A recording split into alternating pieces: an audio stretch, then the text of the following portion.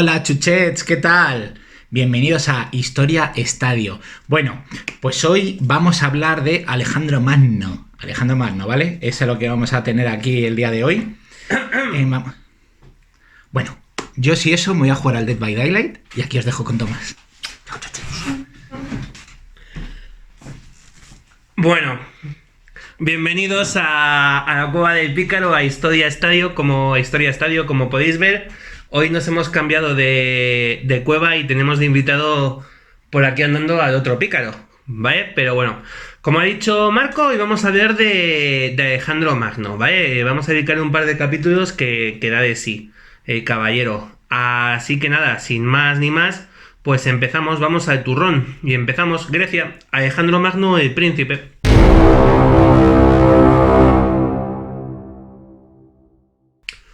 Vale, y es que si la vida militar de Filipo II había sido de aupa, su vida personal no iba a ir a la zaga. El rey de Macedonia fue encadenando matrimonio uno detrás de otro, ¿vale? Y además, en general, debieron ser como poco interesantes. En el año 360 a.C. contrajo matrimonio con la que sería su primera mujer, una princesa macedónica llamada Fila, como las zapatillas. Vaya, hija del gobernante de Imea, que era una región al suroeste de Macedonia, lo que nos marca una intencionalidad claramente política para este matrimonio que vendría a asegurar la unión interna del reino. El matrimonio no va a durar mucho, no sabemos si porque Fila murió decidieron divorciarse, pero en el año 359 Filipo vuelve a casarse, esta vez con una princesa iliria llamada Audata, ¿vale? Y que tras su matrimonio con el rey de Macedonia va a pasar a llamarse Eurídice, que es mucho más bonito que Audata, se ha ido ganando mogollón, ¿vale? Filipo y Eurídice van a tener una hija, la van a llamar Cinane, ¿vale? Y se va a casar con el sobrino de Filipo. ¿Recordáis al desposeído Amintas IV, que había sido rey de Macedonia y que había gobernado Filipo en su nombre hasta que depuso? Pues se casó con Cinane, y esta mujer, Cinane, fue educada por su madre Eurídice a la manera de las princesas sirias, de las mujeres sirias, siguiendo las instrucciones de una gente en la que las mujeres marchaban a la guerra y podían incluso liderar ejércitos, ¿vale? A pesar de su matrimonio, Filipo debió ser un hombre más bien de bragueta inquieta, vamos a decirlo así. Vale, y en el 358 va a tener una relación con una bailarina que va a dar el primer hijo varón al rey de Macedonia, ¿vale? Que va a recibir el nombre de su padre. Va a empezar a ser conocido como Filipo Arrideo. Y en el 357 Filipo se va a casar de nuevo, relegando a Eurídice a un papel secundario al convertir en su esposa principal a Políxena, una princesa procedente de Épiro, va en el norte de Grecia, y que al casarse con Filipo va a casar su nombre a Mirtae, perdón. Pero el nombre no le va a durar mucho, ¿vale? Al nacer su primer hijo, va a cambiar al año siguiente, va a cambiar su nombre por Oimpia, ¿vale? En honor de la victoria que su esposo había tenido en el monte Olimpo poco antes. Oimpia, y todos la recordaréis como Angelina Jolie en la película Alejandro Magno, ¿vale? Y Alejandro va a ser precisamente el nombre de este hijo, cuyo nacimiento va a celebrar Oimpia cambiándose el nombre. Unos años después, en el 353, van a hacer una niña, a la que van a llamar Cleopatra, ¿vale? Oimpia debió ser una mujer de armas tomar, como ya iremos viendo, y parece que mantuvo a Filipo más o menos centrado, aunque en el 342 Filipo fue padre de nuevo, siendo la madre una de las amigas de su esposa, ¿vale? Tuvieron una niña, la llamaron Tesalónica, y va a ser criada por Oimpia como si fuera su propia hija, pues su madre murió poco después del parto. Y en el 339 a.C. la política va a volver a mandar, y Filipo va a contraer matrimonio con una princesa tracia, Meda de Odesa, ¿vale? Con la que no va a tener hijos. Pero poco después va a volver a contraer un quinto matrimonio con una novia macedónica, ¿vale? Llamada Cleopatra Eurídice, con quien va a tener dos hijos, Europa y Curano, ¿vale? Y con este último matrimonio parece ser que las cosas empezaron a complicarse. Al casarse con Cleopatra Eurídice, Filipo II repudió a Oimpia, que dejó de ser la reina de Macedonia para convertirse solo en la madre de Alejandro, lo que no era poco. Y es que según las tradiciones, Oimpia parece que era un poco hechicera, mantenía una serie de costumbres de las mujeres de Tracia que tenían que ver con serpientes y sustancias alucinógenas, y que lo que quizá llevó a que tuviera algunas visiones que transmitió a su hijo Alejandro. Y es que Oimpia no trataron de dejar ver que Alejandro no era hijo de Filipo, sino que en su concepción tenía más que ver con los dioses. Así que cuando Oimpia fue apartada del trono de Macedonia, tenía suficiente peso en la corte como para que Filipo sintiera que podía convertirse en una amenaza, ¿vale? Ella y sus familiares de la provincia de Molosia, de donde procedía, por lo que Filipo pactó un matrimonio de conveniencia entre su hija, Cleopatra, y un hermano de Olimpia, ¿vale? Alejandro de Epiro. La boda se iba a celebrar en la ciudad de Egas, la antigua capital de Macedonia, donde se alzaron estatuas de los 12 dioses olímpicos y del propio Filipo como si fuera uno de ellos, el dios número 13, como el apellido de banderas, el guerrero número 13, pues este era el dios. Durante las celebraciones, un joven macedónico, un novio llamado Pausanias, consiguió llegar hasta Filipo, apuñalándole en un costado, herida que va a causar la muerte del rey de inmediato. Los guardaespaldas del rey compensaron su poca eficiencia acabando allí mismo con la vida del asesino y dejándonos sin saber realmente qué había pasado, para que Pausanias matara al rey de Macedonia, ¿vale? Y es que aunque nos han llegado conjeturas, realmente no tenemos nada claro qué llevó al joven a actuar así. Y aunque se ha pensado en tramas que implican a la propia Olimpia, a Alejandro, a Shah, a los atenienses, ¿vale? Pues a los extraterrestres, lo cierto es que la muerte de Filipo continúa siendo un absoluto misterio de la historia. Alejandro tenía 20 años, en el momento en que su padre era asesinado en Egas, ¿vale? Y había sido un joven cuidadosamente educado en las tradiciones griegas. Había leído autores del calibre de Heródoto, Píndaro y, por supuesto, Homero. ¿Vale? Cuando cumplió 13 años fue puesto bajo la tutela ni más ni menos que del propio Aristóteles, que va a ser su maestro y su guía filosófico. E incluso participó en los Juegos Olímpicos, haciéndose con alguna victoria. Filipo no va a tardar en ponerle al frente de varias tareas de gobierno, lo que va a llevar a Alejandro a participar en conversaciones con los persas, a participar también en la batalla de Queronea o a ser nombrado gobernador de Tracia, por ejemplo. Parecía evidente que Alejandro iba a convertirse en el sucesor de Filipo, pero el exilio de Olimpia y el matrimonio de Filipo con Cleopatra y Eurídice parece que le apartaban un poco del trono, lo que va a causar cierta tensión entre su padre y él y va a provocar que Alejandro se exilie a Epiro con Olimpia. Para cuando el rey murió, Alejandro no tardó en regresar y lo hizo por la puerta grande. Olimpia y Alejandro ordenaron ejecutar a buena parte de la familia de la nueva reina, de Cleopatra y Eurídice. Vale, y entre ellos a ella misma y a los dos hijos que había tenido con Filipo. También ordenó asesinar al esposo de su hermana, su primo, Amintas, ¿vale? En cuyo nombre había comenzado el gobierno de Filipo. Y parece que si su hermano mayor, Filipo Arrideo, se salvó fue porque era bastardo, y eso hacía que no fuera una amenaza real para el trono de Alejandro, que con todos sus rivales muertos quedaba convertido en el único candidato al trono de Macedonia.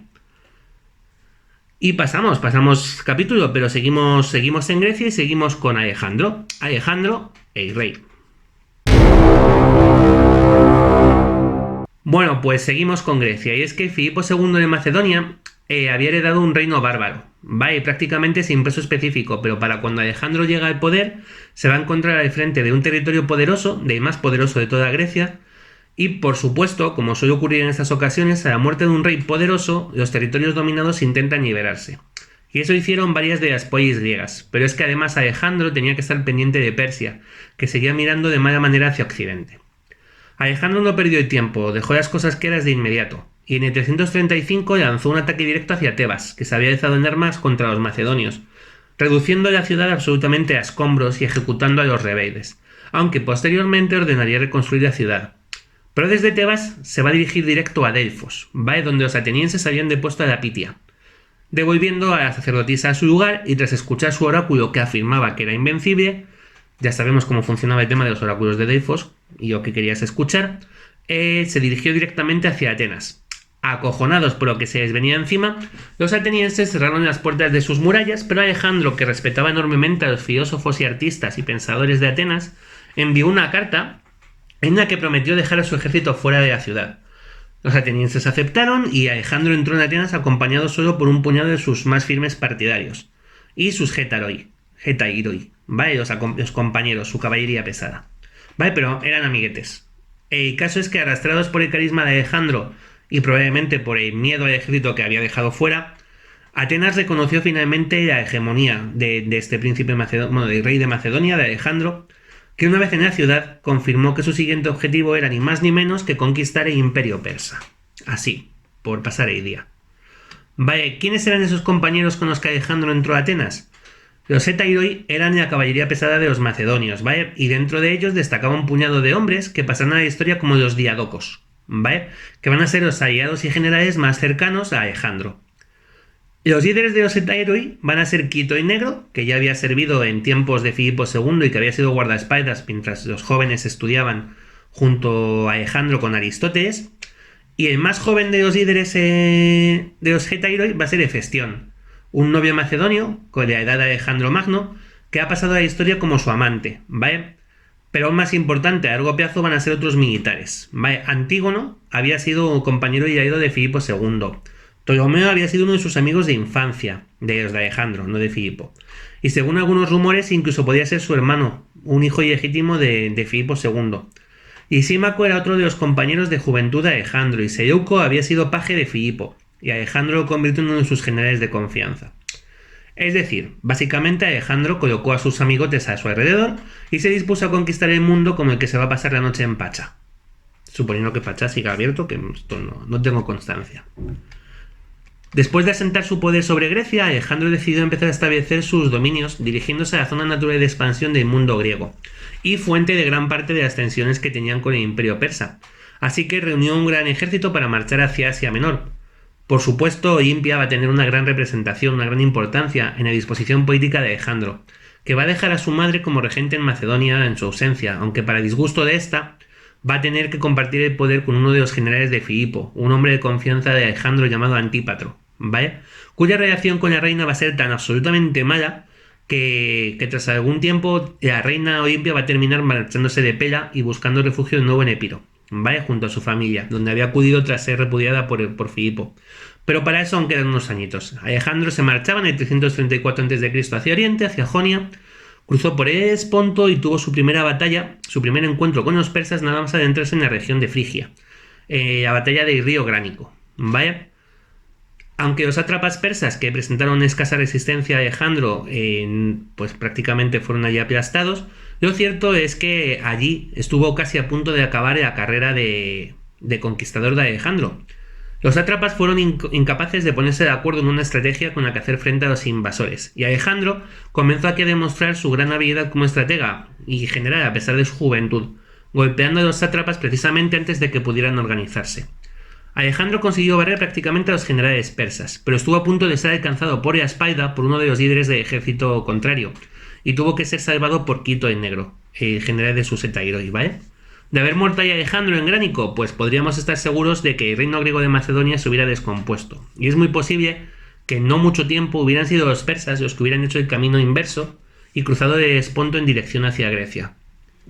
No fue así como ocurrió y Alejandro consiguió establecer una cabeza de puente para el norte de Asia Menor, y se permitió visitar Troya, para honrar a Aquiles y Patroclo, que van a ser los referentes de Alejandro y su amante Hefestión, ¿vale?